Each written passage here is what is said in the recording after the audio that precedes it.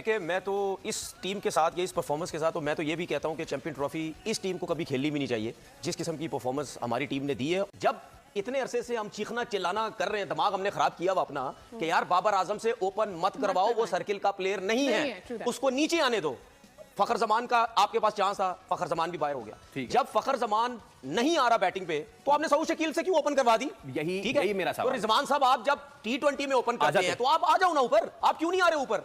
आपने 10 ओवर में सिर्फ 22 रन किए। ये सबसे बड़ा, ये मलबा भी सारा बाबर आजम पे डाल दे कि जी बाबर आजम स्लो खेला। भाई बाबर आजम तो हम पहले से कह रहे हैं स्लो खेलेगा। 81 बॉल में 50 करा है बाबर ने। जी हाँ सही है। और टोटल 90 बॉलों में करा है 64। ऐसा ही है। क्या मतलब 50 के लिए खेल रहा था आपने? मुल्क के लिए नहीं खेल रहा था? मुल्क पहले या बाबर आजम पहले? कोई पूछेगा उससे कि 5 चौके मारे 50 में? उससे अच्छा तो सलमान अली आगा खेला है जिसने 42 बनाए कम बॉलों में, 6 चौके 1 छक्का मारा। मुझे ऐसा लगा आज, और मैं बाबर के फैन से बहुत डरता भी हूं क्योंकि बहुत अग्रेसिव होते हैं। मैं सिर्फ ये बोलना चाह रहा हूं, मुझे ऐसा लगा कि आपको तो पता है कि आज का मैच हमें, अगर बाबर आउट हो जाते रिजवान की जगह, शायद हमारा चांस बढ़ जाता है। ऐसा लगता है आपको? देखिए, ऐसा लगता है कि हमारी जो टीम है प्रिडिक्ट नहीं कर सकते, उसको यही बोला जाता है ना। लेकिन बाबर की बैटिंग देख के हम प्रिडिक्ट कर सकते हैं ऐसा खेलेगा। तो बाकी आप बाबर आजम 51 बॉल डॉट खेली उन्होंने, 51 बॉल डॉट्स खेली, तकरीबन 10 ओवर डॉट खेल गए। देखिए यार, डिबेट बहुत लंबी है। I would back Pakistan up in terms of, यार मैं करना चाहता हूँ, दिल करता है, दिल दुखता भी है।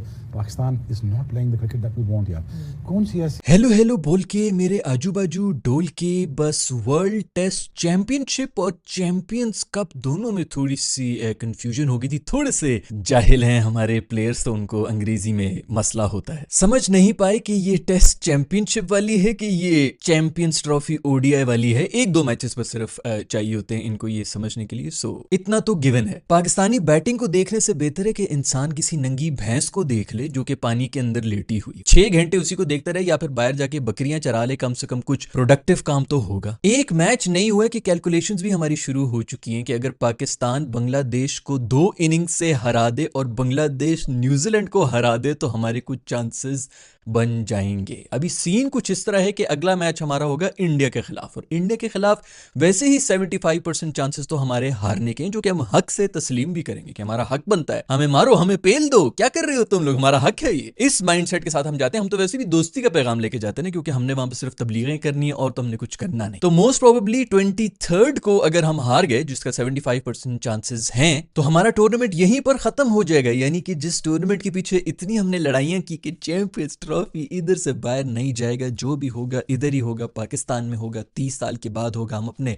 हक के लिए लड़ेंगे, ये करेंगे, वो करेंगे। वो तकरीबन 2.5 से 3 घंटे के अंदर खत्म भी हो जाएगा, हमारी यहां से निकल जाएगा। बाकी सारी टीमें यहाँ पे खेल रही थी। इनको चाहिए यही था कि पाकिस्तान के 2 मैचेस जो हैं दोनों के दोनों एंड में रख लेते, ताकि कम से कम होस्ट नेशन जो है इसका कोई इंटरेस्ट तो रहता। आधे पाकिस्तान का वैसे ही कोई इंटरेस्ट नहीं था, चोरी आंखों से देख रहे थे कि चलो यार कुछ हो रहा है, कुछ ना कुछ कर ही लेंगे। अब वो भी नहीं देख रहे थे, थोड़ी बहुत इनसे उम्मीदें थी वो भी खत्म हो चुकी हैं हमारे सारी अवाम की। टॉर्चर होता है यार, पाकिस्तानी बैटिंग को देखना एक टॉर्चर होता है। आंखों से खून, नाक से खून, कान से खून, कहां से खून निकल रहे होते हैं। डॉक्टर को बंदा बता भी नहीं सकता कि नहीं सर ये आप गलत समझ रहे हैं, मैं ऐसा बंदा नहीं हूं, लेकिन अभी ब्लीडिंग नहीं रुक रही, मैं क्या करूं। खुशदिल कर सकता है, आगा सलमान कर सकता है, दोनों को एक 50 भी मार सकते हैं, छक्के भी मार सकते हैं, टेल भी छक्के मार सकती है, सिर्फ ऊपर से नहीं मार सकते।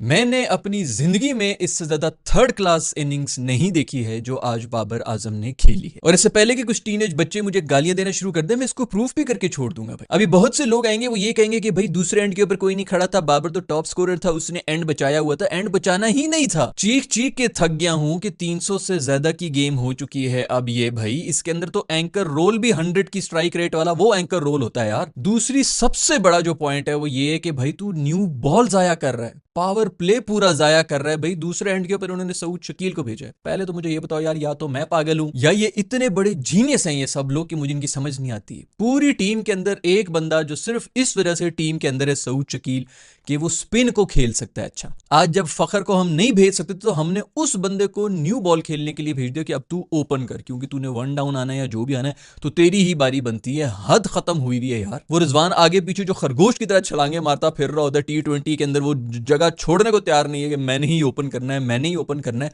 वो आ जाता वाइड बॉल ही है ना T20 के अंदर, तू आके ओपन कर लेता भाई। तू कम से कम यार क्या हम क्या उम्मीदें कर रहे थे कि 10 ओवर के अंदर उन्होंने 120 रन बनाने थे, जो कि बाकी टीमें कर रही हैं इस वक्त दुनिया में।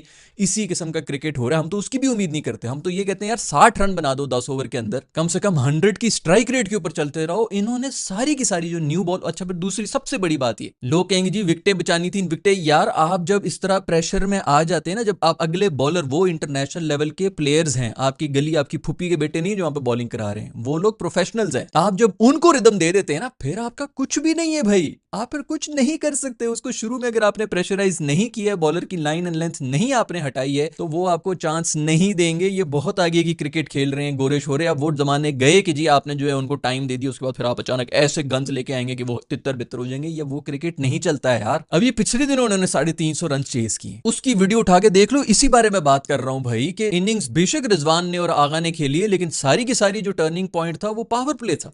पावर प्ले के अंदर इन्होंने कोई 91 रन बनाए हुए थे, उस वजह से ही सारा जो है वो बेस सेट हो गई थी। उसके बाद आउट भी हो जाओ, पीछे वाले आके जो है स्ट्राइक रोटे। अभी भी अगर इन्होंने 10 ओवर के अंदर 90 बनाए हुए, जो कि कभी भी नहीं बना सकते थे, मुझे पता था कि करेंगे नहीं, क्योंकि फखर बाहर चला गया, ये इन्होंने नाइट वॉचमैन भेज दिया। लिटरली इन्होंने सऊद शकील को भेजा कि बेटा तू जाके वहां पर सिर्फ नाइट वॉचमैन बन जा, तू 20 मिनट किसी तरह गुजार ले। 20 मिनट गुजारे हैं, उसके चक्कर में 6-6, 7-7 ओवर निकल गए। इनको आइडिया नहीं था कि क्या, अच्छा फिर 20 मिनट भी नहीं गुजर रहे हैं, उनके अंदर से भी आउट हो रहे हैं। बीच में यही होता है कि एक ब्रिलियंट कैच हो जाता है, आपके ऊपर 2 ब्रिलियंट बॉलें आ जाती हैं। ये जो क्रिकेट खेल रहे हैं यार, ये 90s में, मैं आपको एक सीरियस मशवरा दे रहा हूं भाई, मैं इन जाहिलों को जानता हूं, इनको पता ही नहीं है कि क्या क्रिकेट हो रही है। ये सारा टाइम या तो क्रिकेट खेलते रहते हैं, या फिर लीग्स में खेलते रहते हैं, या फिर जब इनको छुट्टी मिलती है ये टिकटॉक पे बैठे हुए होंगे, या फिर मुजरे देख रहे होंगे अपने फोन के ऊपर। इनका और कोई काम ही नहीं है, रोटी पानी के ऊपर इनका पूरा ध्यान होता है। इनको पता ही नहीं है कि बाहर इंटरनेशनल लेवल पे इस वक्त क्रिकेट क्या हो रही है। ये मैं रिक्वेस्ट कर रहा हूं पीसीबी से, इनको 1-1 साल की छुट्टी दो और इनको मैचेस दिखाओ।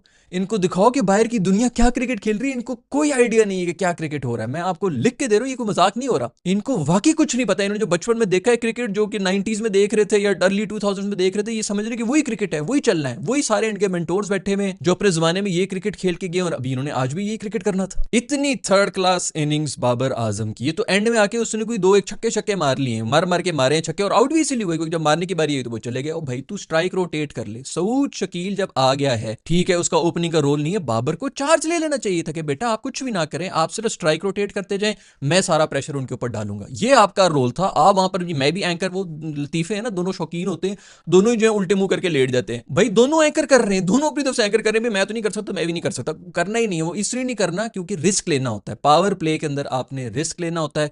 इन्होंने रिस्क दोनों ने नहीं लेना था, क्योंकि दोनों को अपनी सीट की पड़ी हुई है कि भाई मैं अगर आउट हो गया तो मेरे ऊपर बड़ी बातें आ जाएंगी। इंडिया वाले मैच का तो वैसे ही कुछ नहीं पता। एक जमाना था लोग इंडिया वाले मैच के पाकिस्तानी वेट किया करते थे प्लेयर्स के, यार उसमें जाके हमने अपनी सीट पक्की कर लेनी, हमने ऐसा परफॉर्म करना है कि हम हीरो बन जाएंगे। इनको पता है कि उसका तो वैसे ही कुछ नहीं पता है, हमने हारना ही हारना है। इस मैच के अंदर कम से कम हमें आउट नहीं होना चाहिए, हमारी सीट पक्की हो जाए पूरे के पूरा चैंपियंस ट्रॉफी। और ये मैं बता दूं, इंडिया वाले मैच में अगर ये हार गए, जो कि मोस्ट प्रोबेबली ये हार ही रहे होंगे, लेकिन अगर ये हार गए, इन सब के कैरियर सबसे आगे तो मेरे दोस्त बाबर आजम का कैरियर जो है ना वो खतरे में है। वो तो वैसे ही मेरे ख्याल में शायद इन वीडियोस में मैंने बात कर ली थी कि चैंपियंस ट्रॉफी में वैसे भी उसको कर लिया जाएगा, टेस्ट में तो वो ड्रॉप हो चुका है, पीछे T20 आएगा, वो वैसे ही बैटर नहीं है, ओडीआई उसका फॉर्मेट था, उसके अंदर उनकी फॉर्म वॉर्म वैसी कोई नहीं। तो एक